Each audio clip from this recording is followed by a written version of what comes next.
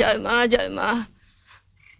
মিনু, হ্যাঁ মিনু, জয় বাবা জয় বাবা, জয় ব্রহ্মা মহেশ্বর, জয় জয়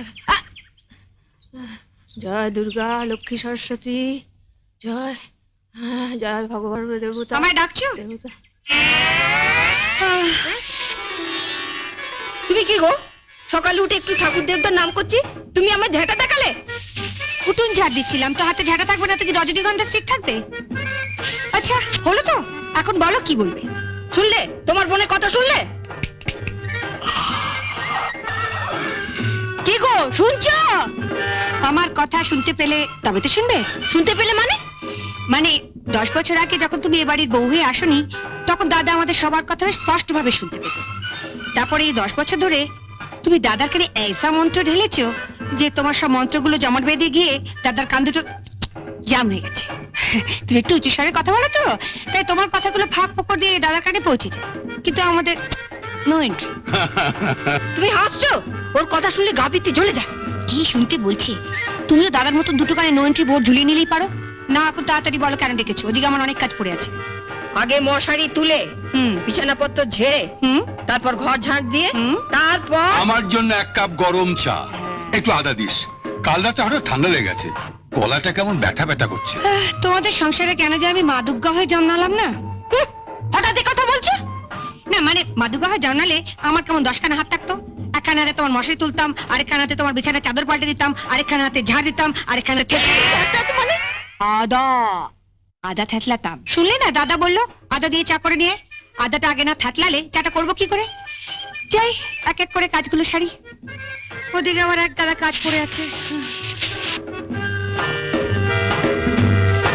তা আগে থেতলাবো না ঝাঁটাবো? ঝাঁটাবে মানে?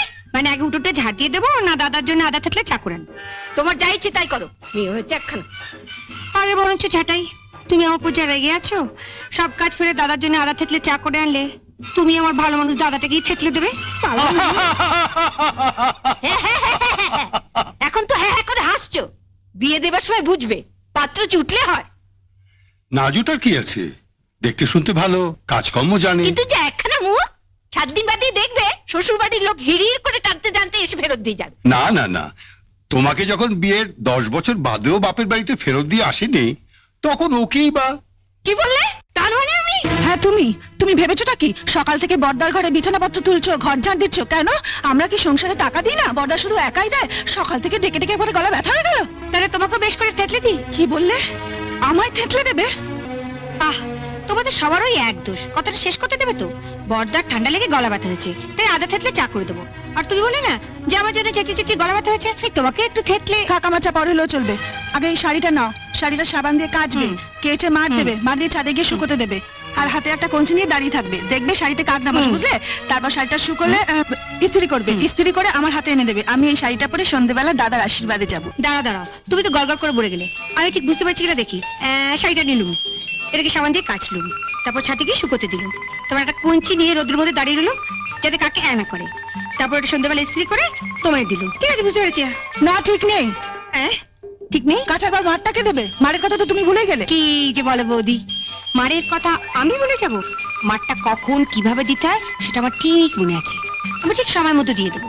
আর এমন মোলায়েম ভাবে দেবো না বৌদি, তুমি টেরও পাবে না। কি বললে? আবার শুনছো? আমার চাটা কখন দিবে? এই মরেছি। আগে চাটা দেবো না মাটা দেবো সেটা বৌদির সঙ্গে কথা বলে জানিয়ে দিও, সেই মতো দেবো।